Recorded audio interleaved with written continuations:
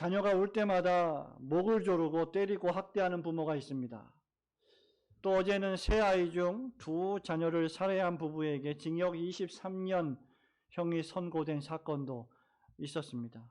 반면에 부모를 폭행하고 또 부모를 살해하는 사건도 끊이지 않고 있습니다. 여러분 잘 아시겠지만 최근에는 늦게 들어온다면서 잔소리한다는 그 친누나를 살해하고 태연하게 누나인 척 부모님에게 휴대폰 메시지를 보내고 누나 계좌에서 돈을 빼내 쓰며 살았던 사건도 보도된 바가 있습니다.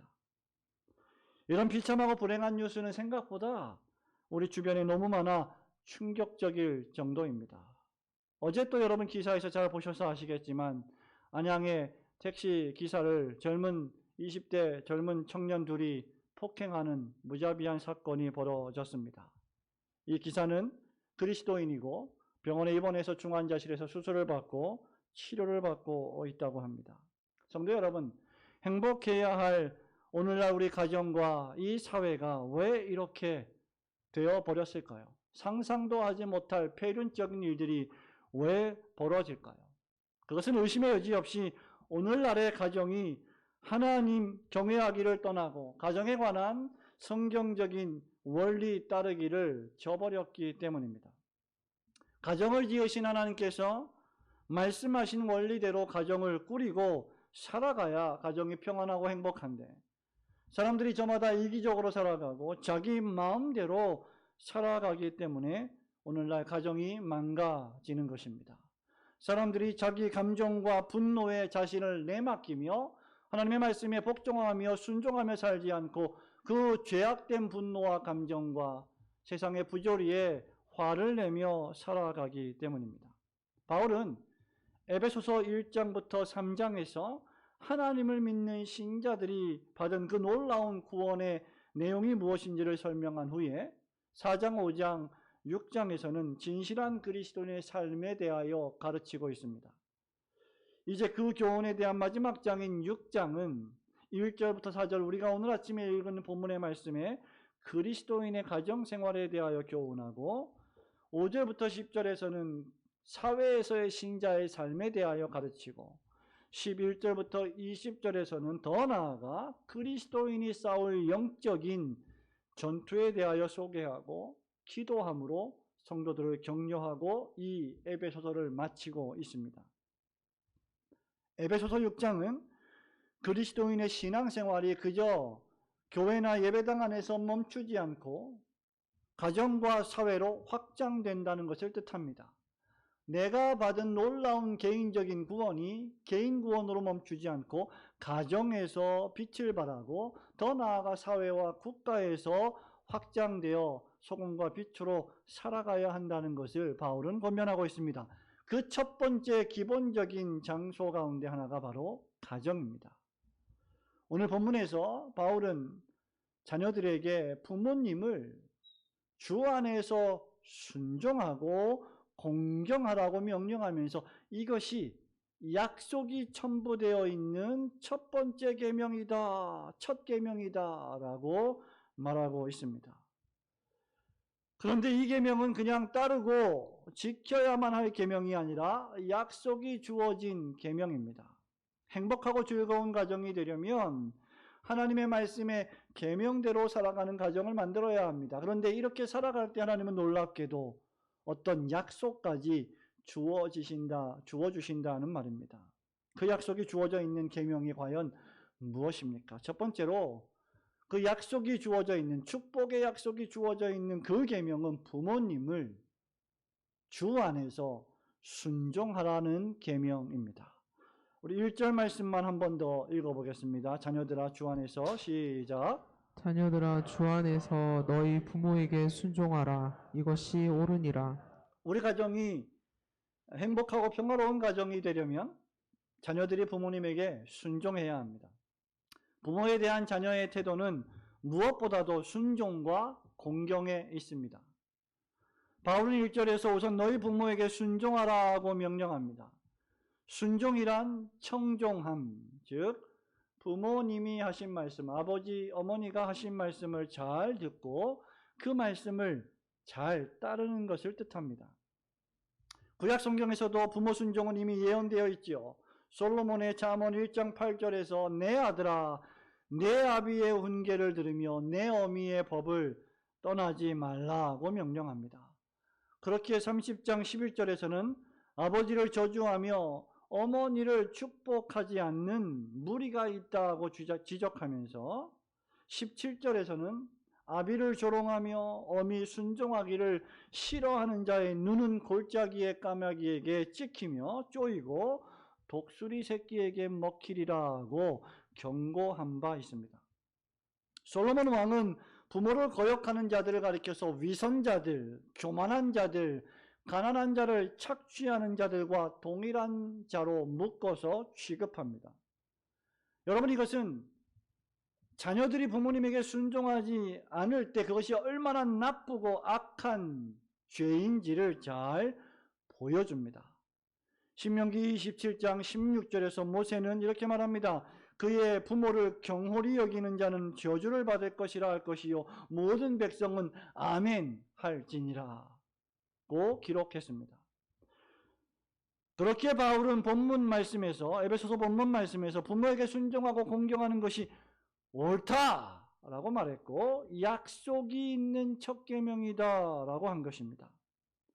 부모 순종과 부모를 향한 공경은 이유 여하를 막론하고 어떤 핑계를 대서도 합리화할 수 없으며 피해갈 수 없는 성경적이며 하나님의 준엄하신 명령이라는 것입니다.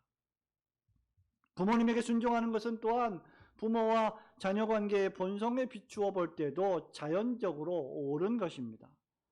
자녀가 부모에게 순종하는 것은 모든 인류에게 공통적으로 주어진 법칙입니다. 부모에게 순종하는 것을 가리켜서 무슨 핑계를 대거나 이유를 대해서 피할 수 있는 어떤 것이 아닙니다.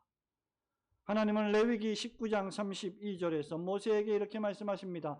너는 센 머리 앞에서 일어나고 노인의 얼굴을 공경하며 내 하나님을 경외하라. 나는 여호와니라.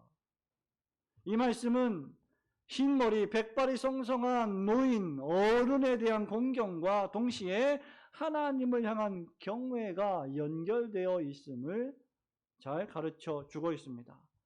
백발의 어른 앞에서는 일어나 예의를 표하고 노인은 공경해야 마땅합니다. 하나님이 주신 10계명 가운데 제1계명은 너는 나 외에 다른 신을 내게 두지 말지니라 이며 제5계명은 내 부모를 주 안에서 순종하라는 것입니다. 이어서 하나님은 신명기 28장 1절과 2절에서 내가 여호와 하나님 말씀을 청종하면 너에게 복이 임할 것이다 라고 약속하십니다. 성도 여러분, 타락한 사람의 마음은 다른 사람에게 복종하기를 본성적으로 싫어합니다. 자녀들 역시 예외가 아닙니다. 복종이라고 하는 것은 누군가의 지배를 받는 것이라 생각하기 때문입니다. 그러나 순종의 미덕을 갖춘 사람을 찾는 것은 얼마나 행복한 일입니까? 하지만 이런 이유 때문에 순종의 미덕을 갖춘 사람을 찾는 일은 매우 어려운 것입니다. 교회 안에서도 말입니다. 노인을 공경하지 않는 사회는 불행합니다. 어른을 공경하지 않는 사회는 불행합니다. 신앙의 선배를 존중하지 않는 교회는 불행해집니다.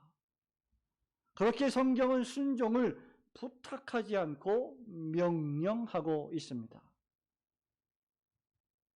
그것은 매우 자연스럽고 옳은 것입니다. 다만 모든 자녀들은 주 안에서 부모님의 말씀에 순종해야 합니다. 주 안에서 말입니다. 주 안에서 순종하라는 말은 믿음 안에서 하나님의 말씀의 원리 안에서 순종하라는 뜻이지요. 자녀들이 하나님을 경외하고 하나님의 말씀대로 살아가라고 명하는 모든 말씀에 관한 순종입니다.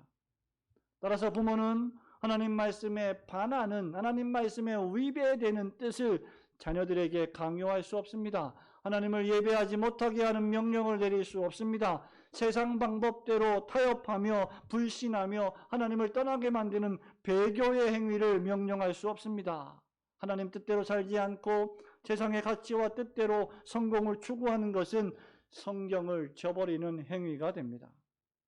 그러나 믿음의 부모님께서 자녀들에게 하나님을 잘 섬기고 예배하며 하나님의 말씀대로 경건하고 진실한 사람으로 살아가기를 가르친다면 자녀들은 그 부모의 모든 말씀과 뜻에 마땅히 복종하고 순종해야만 합니다. 하나님 말씀에 위배되지 않는다면 부모님의 말씀과 뜻에 항상 복종하고 순종하시는 올고등교회 성도들 되시기를 주님의 이름으로 축원합니다. 두 번째로 약속이 있는 첫 계명 어떤 계명입니까? 부모님을 존경하고 공경하라는 계명입니다. 2절 말씀을 또 한번 읽어봅니다. 내 아버지와 시작. 내 아버지와 어머니를 공경하라. 이것이 약속에 있는 첫 계명이니. 아멘. 바울은 주 안에서 너희 부모에게 순종하라고 말한 이후에 더욱 구체적으로 아버지와 어머니를 공경하라고 했습니다. 그러니 말씀에 순종을 할 뿐만 아니라 더 나아가서 부모님께 공경을 표해야 한다는 말입니다. 이것이 약속이 있는 첫 계명이라고 했습니다. 부모님께 순종하고 부모님을 공경하는 것은 당연하고 마땅한 일인데 여기에 약속이 담겨져 있다는 말입니다. 계명의 말씀에 약속이 부과되어 있으면 이런 뜻이지요. 이 계명을 지키면 이러이러한 복이 너에게 임할 것이다 라고 하는 축복이 부과되어 있기 때문에 그 계명의 말씀을 순종하는 일에 더욱 적극적일 수 있습니다. 이 말은 칼빈의 주석대로 하자면 약간의 조미료를 사용해서 자녀들에게 복종하라고 한 훈계를 보다 즐겁고 유쾌하게 지키도록 함에 있다는 것입니다. 하지만 이 말씀은 자녀가 참되고 진실한 마음 없이 그냥 기계적으로 어떤 목적과 다른 의도를 가지고 부모님을 공경하기만 하면 자동적으로 축복의 약속이 주어진다는 말은 결코 아닙니다. 여기 이 말씀은 하나님께서 주신 계명의 말씀에 약속이 포함되어 있다는 계명의 특징을 설명한 것이며 하나님께서 이런 약속을 해주신 것이 이 부모 공경이라고 하는 계명의 특징이라는 뜻입니다. 그렇다면 공경하라는 말씀은 무엇을 의미할까요? 공경이란 존중과 존경함을 뜻합니다.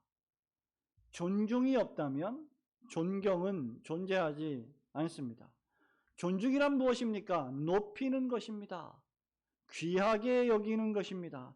말하자면 매우 중요하게 대한다는 것입니다. 지금 내가 대화하고 있는 상대방을 존중한다는 것은 그를 귀하게 여기고 높이고 중요하게 여겨서 그가 하는 말을 귀담아 듣는다는 것을 뜻합니다. 그것이 존중의 의미입니다.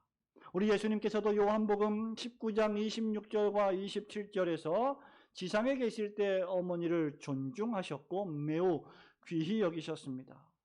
십자가에 달려 돌아가실 때 제자 요한에게 내 어머니를 부탁한다. 이제 너의 어머니다 라고 말씀하셨습니다. 여기 에베소서에 내 아버지와 어머니를 공경하라는 말씀은 단순히 부모님의 말씀에 외적으로 순종하는 행위 그 이상을 의미합니다. 공경에는 마음의 의도와 중심이 포함되기 때문이죠.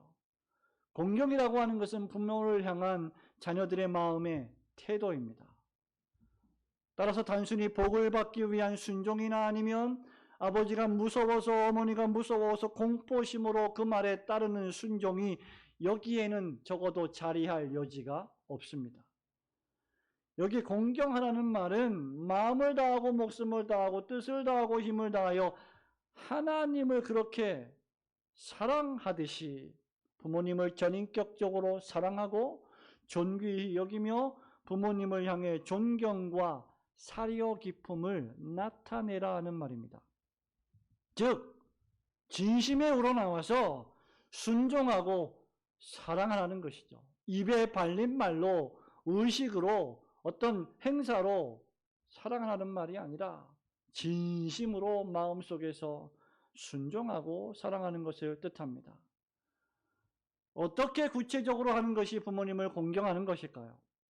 성경은 부모 공경이나 자녀 양육의 지침을 A부터 Z까지 구체적으로 가르쳐주는 매뉴얼이나 백과사전은 결코 아닙니다. 그러나 성경은 부모 공경의 원리를 제시해 줍니다. 그것은 말씀드린 바와 같이 부모님을 매사에 존귀히 여기고 높이 여기고 중요하게 여기고 존경하며 그 부모님의 말씀에 복종하고 순종하는 것입니다.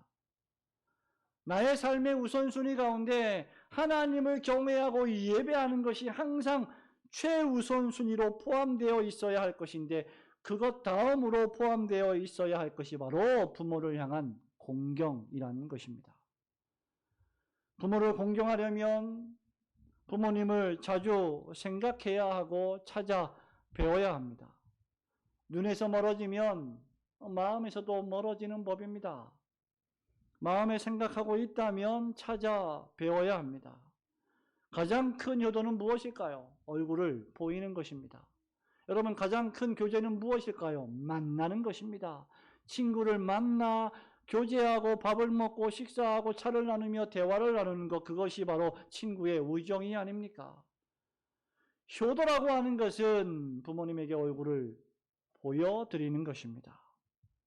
바쁜 일상에 우리는 그렇게 하지 못합니다. 바쁜 일상에 자주 찾아뵙지 못한다면 우리는 전화라도 자주 드리며 목소리라도 들려드려야 합니다.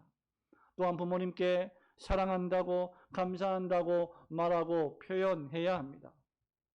쑥스럽고 창피하다고 훈련이 안 돼 있기에, 내가 어렸을 때도 그런 사랑을 받고 자라지 못했기 때문에 차일피일 미루다가 사랑한다 말하지 못할 때가 오면 그때는 늦습니다. 5월 8일 어제는 어버이날이었지요.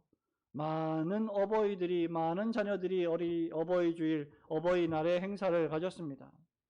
그런데 여러분, 많은 자녀들이 장성해서 결혼하여 아이를 낳고 40, 50이 되고 60이 되고 부모가 되어서 자녀를 키우다가 자기 부모에게 효도할 만하면 이제 부모님이 아프시고 돌아가셔서 효도와 형편이 되는데 세상을 떠나 안 계신 것을 한탄하고 속상해하는 그런 부모들이 이 세상에 얼마나 많습니까?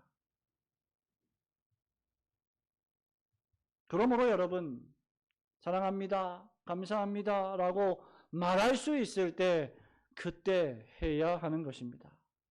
부모님이 세상을 떠난다면 더 이상 그런 말을 이 지상에서는 할 수 없기 때문이죠. 뿐만 아니라 부모님에게 어떤 것들이 필요한지 살펴보고 공급해야 합니다. 여러분이 어느 식당에 가서 매우 고급스럽고 맛난 음식을 대접받았다라고 생각해 보십시오. 그 음식을 함께 먹고 싶은 사람이 바로 여러분이 귀히 여기는 사람입니다. 우리 부모님들은 맛난 음식을 먹을 때마다 우리 아들과 딸들과 함께 먹으면 얼마나 좋을까라고 생각합니다. 함께 만난 것을 자녀들과 함께 먹으려 치면 자신보다는 자녀들을 먼저 먹이고 자녀들에게 더 많이 주는 것이 부모님의 심정이고 부모님의 사랑입니다. 자녀들이 어머니는 왜 안 드십니까? 라고 물으면 나는 배가 부르다, 나는 많이 먹었다 라고 말씀을 하십니다. 그 말을 곧이곧대로 문자적으로 해석하면 안 됩니다. 그래서 G.O.D가 부른 어머니께라고 하는 노래에 이런 가사가 나오죠. 어머니는 짜장면이 싫다고 하셨어. 짜장면이 귀할 때 나온 노래입니다. 짜장면이 귀할 때 이 짜장면을 싫다고 할 부모님이 과연 몇이나 되겠습니까? 아들, 딸에게, 자녀들에게 한 젓가락이라도 더 먹이려고 일부러 싫다고 하신 것이 아닙니까? 우리의 부모님들이 바로 그렇게 우리를 키웠습니다. 부모님은 평생을 자녀들을 낳고 기르고 사랑하고 헌신하며 이만큼 사람 되게 가르쳐 주셨습니다. 우리 부모님이 평생 우리를 위하여 이렇게 우리 필요를 채워주시고 키워주셨다면 이제 우리가 연로하신 부모님의 필요를 채워드리고 보살펴 드려야 마땅합니다. 부모님이 우리에게 하신 일에 비하면 우리 자녀들이, 여러분들이 부모님께 보이는 공경은 아무리 노력해도 다 갚을 수 없는 것입니다. 물론 부모님을 섬길 때, 장인과 장모님을 섬길 때, 또 시아버지와 시어머니를 섬길 때 어려운 점들이 있겠지요. 힘든 점들이 있겠지요. 그럼에도 불구하고 내 남편의 부모님, 내 아내의 부모님은 바로 나의 부모님이고 우리의 부모님입니다. 우리가 아무리 많은 것을 드린다고 해도 그분들이 우리에게 주신 사랑은 결코 다 갚을 수 없는 것입니다. 그러므로 여러분을 낳아주시고 특별히 하나님을 경외하는 믿음으로 잘 키워주셔서 오늘 이 자리에 앉아있게 해주신 부모님께 오늘 사랑한다고, 감사하다고, 존경하는 마음으로 안아주시고 사랑을 표현하시는 성도들 되시기를 주님의 이름으로 축원합니다. 마지막으로 약속이 있는 첫 계명 어떤 계명입니까? 부모를 순종하고 공경하는 것은 땅에서 잘되고 장수하는 복이 약속된 주어진 계명입니다. 우리 2절, 3절 한 번 더 읽어보겠습니다. 내 아버지와 어머니를 시작. 내 아버지와 어머니를 공경하라. 이것은 약속에 있는 첫 계명이니 이로써 내가 잘되고 땅에서 장수하리라. 아멘. 부모 순종과 공경이 당연한 것이기 때문에 마땅히 우리가 해야 할 뿐만 아니라 여기에 엄청난 축복이 약속되어 있기 때문에 마땅히 부모에게 순종하고 공경해야 합니다. 그 약속은 바로 자녀들이 땅에서 잘 되고 장수하리라는 약속입니다. 여러분, 이 약속은 구약의 출애굽기 20장 12절과 신명기 5장 16절에 먼저 기록되었습니다. 신약이 기록되기 전에 이미 구약에 기록되어 있고 사도 바울이 이 말씀을 인용한 것입니다. 출애굽기 20장 12절은 내 부모를 공경하라. 그리하면 내 하나님 여호와가 내게 준 땅에서 내 생명이 길리라고 쓰고 있고, 신명기 5장 6절은 너는 내 하나님 여호와께서 명령한 대로 내 부모를 공경하라. 그리하면 내 하나님 여호와가 내게 준 땅에서 내 생명이 길고 복을 누리리라고 약속했습니다. 둘 다 10계명 가운데 5계명을 말하고 있는데 두 구절 모두 땅에서 생명이 길리라는 것을 강조하고 있습니다. 반면에 바울은 이 말씀을 에베소서에서 인용할 때 단순히 내가 이 땅에서 오래 살 것이다 말하지 않고 이 땅에서 잘 되고 장수한다라고 해설했습니다. 여러분, 이 말씀은 단순히 이 땅에서 육체적 생명을 가지고 오래 산다는 것을 의미하지 않습니다. 단순히 육체적 생명으로 장수하며 오래 사는 것을 축복으로 묘사하지 않았습니다. 잘 되고 오래 사는 것, 오래 살 뿐만 아니라 그 오래 사는 시간에 안에서 잘 되는 것이 축복이다라고 바울은 말하고 있습니다. 잘 된다라고 하는 것은 하나님이 주신 복을 누린다는 말이요, 장수한다는 말은 그 잘 되는 환경과 상태에서의 축복을 오래 누린다는 뜻입니다. 그러므로 부모를 공경하는 자녀들은 복을 누릴 것이고 그 복을 누리며 즐겁고 행복한 삶을 오랫동안 지속하게 될 것이다 라는 말입니다.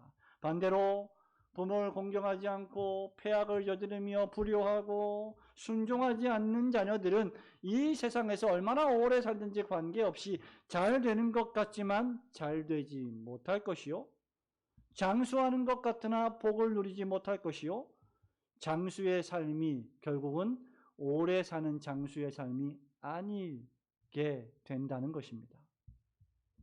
우리가 살아가는 세상에는 부모에게 불효합니다. 악행을 저지릅니다. 폐륜아처럼 살아도, 그렇게 나쁜 짓을 저지르며 살아도 죽지 않고 오래 사는 자들이 있는가 하면 믿음을 가지고 하나님을 섬기며 예배하고 누구에게나 칭찬받을 만큼 부모님에게 효도하며 경건하게 살아가는데도 젊은 나이에 일찍 죽는 경우도 있습니다.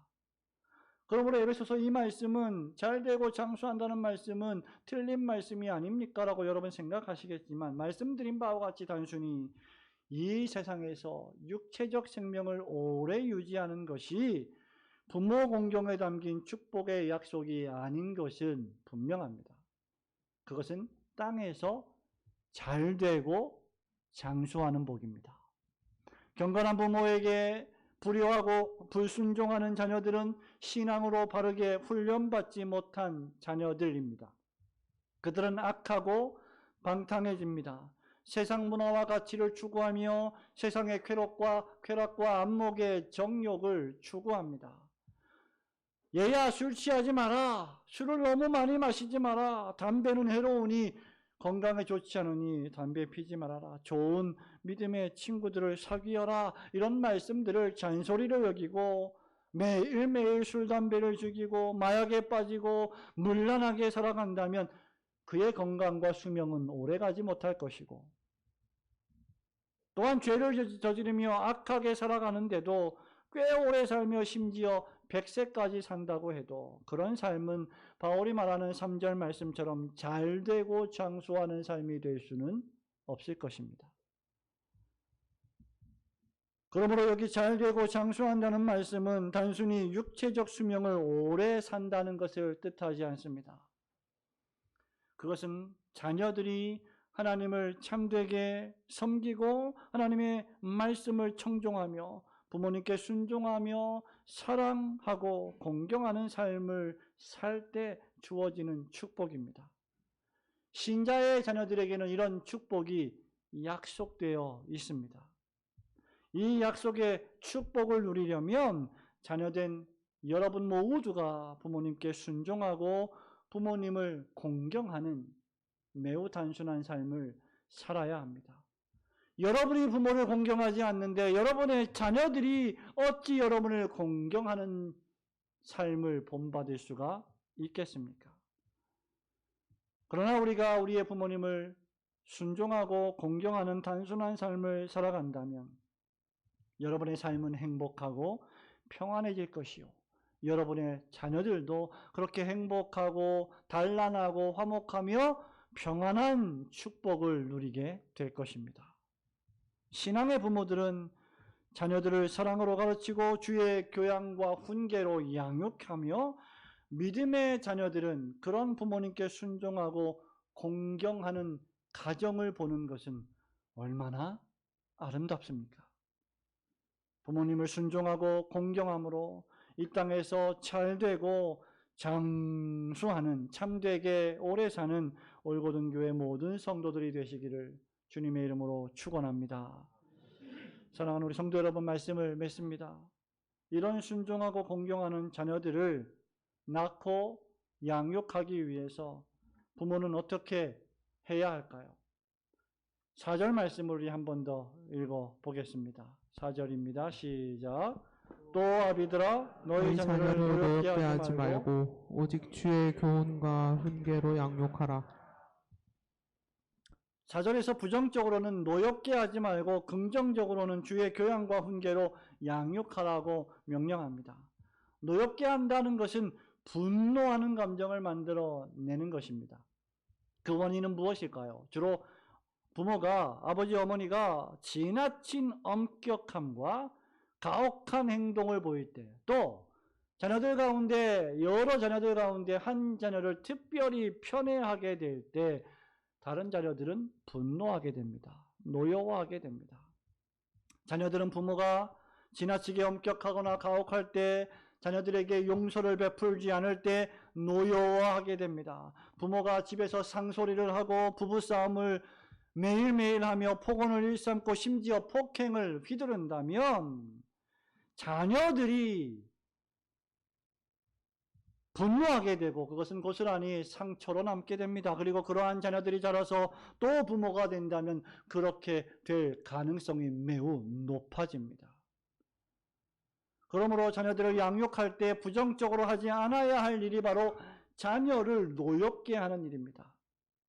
일단 자녀가 노엽게 되면, 분노하게 되면 부모가 아무리 좋은 말을 할지라도 진심으로 부모의 말을 귀담아 듣지 않고 순종하지 않을 것이기 때문입니다.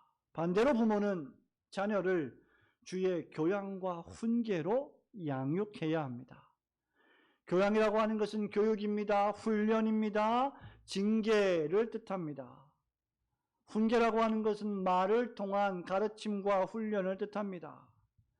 자녀를 망치는 부모의 행동 가운데 하나는 이렇게 훈련시키지 않고 교육하지 않고 말씀을 통하여 징계하고 다스리지 않고 과잉보호하는 것입니다. 이것도 하지 말아라, 저것도 하지 말아라, 이 세상은 너무나 악하니까 밖에도 나가지 말아라, 아무것도 하지 말아라 라고 한다면 아무것도 못하게 됩니다. 마치 온실 속의 화초처럼 온실 안에 있을 때에만 호흡을 하고 생명을 유지하는 자녀가 됩니다. 거친 세상 속에 나아가서 살아가는 법을 그는 도무지 배우지 못하게 됩니다. 제 기억이 맞다면 제가 초등학교 1학년, 2학년 때 여러분 잘 아시겠지만 해마다 소풍을 가지 않습니까? 그런데 저는 소풍을 초등학교 저학년 때는 가보지 못했습니다. 왜냐하면 우리 부모님이, 우리 어머님이 특별히 너무 바쁘셨고 너무 사업에 바쁘셔서 소풍을 보내지 않으셨고 또 소풍을 보내는 것이 위험하다고 판단했기 때문에 소풍 보내는 게 뭐가 위험한지 그래서 소풍을 보내지 않고 집에서 놀았던 기억이 납니다. 그때 저희 집이 상당히 잘 살았기 때문에 제 기억에 단팥빵 100원짜리 10개를 사서 빵을 다 버리고 단팥만 골라서 탱크를 만들던 그런 기억이 납니다. 제 기억이 맞다면 말입니다. 그러니까 저는 친구들과 어울리지도 못하고 밖에 나가지도 않고 소풍도 다니지 못하고 1학년, 2학년을 그렇게 보냈습니다. 여러분, 이것은 마치 수영을 배울 때까지 물에는 절대로 가까이 갈 생각도 하지 말라라고 말하는 것과 같습니다. 수영을 배우려면 물속으로 들어가야 합니다. 물론 부모는 자녀들 주변의 위험을 충분히 인식하고 감지하며 그들을 보호해야 합니다. 그리고 그들에게 경고해야 합니다. 그러나 동시에 자녀들이 그런 위험한 환경 속에서조차 스스로 도덕적으로, 육체적으로, 영적으로 성장할 수 있는 기회를 아예 막아서는 안 됩니다.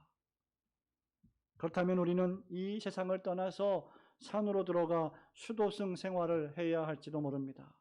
그렇기에 부모는 부지런히 우리 아들, 딸들에게 주의 교양과 훈계로 하나님의 말씀으로 가르치고 양육하고 훈련시켜야 하는 것이죠. 특별히 주일 예배를 통하여 선포되는 말씀을 잘 들어야 한다. 그 말씀대로 살도록 해야 한다. 그렇게 명령하고 권면해야 합니다.